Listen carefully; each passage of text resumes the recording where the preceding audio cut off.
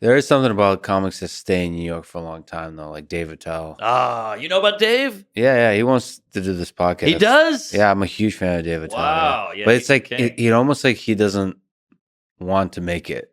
Yeah. I don't know. I mean, you probably yeah. know him, but like, it feels like you just, maybe it's romanticizing it, but you're like, you almost just love the art of comedy, of like Yes. becoming funnier, crafting the jokes, becoming funnier than the other comics, like competing with each other kind of thing.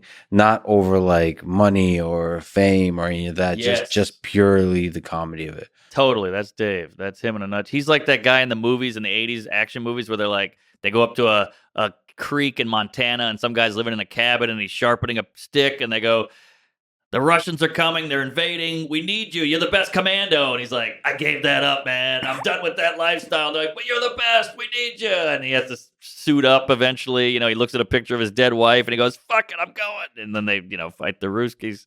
But he's that guy. He just is gifted. He's like got a gift from Allah and he's the best.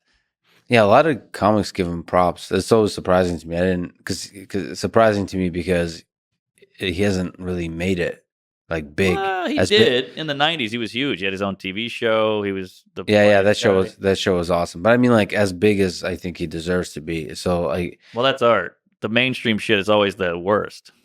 It's like McDonald's versus some hole in the wall. I know I'm shitting on McDonald's again, but it's good. And certain comics we could name are good, but the delicacy is going to be less talked about and less household namey than the mainstream hacky shit.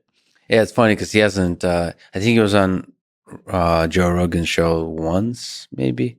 Yeah, once or twice. And he was with somebody else. Jeff Ross. Yeah, he might have been with Jeff Ross. Oh yeah, because they did that like 2 mics thing, whatever. Mics, yeah. Yeah. But he's the quickest guy. There's no one funnier.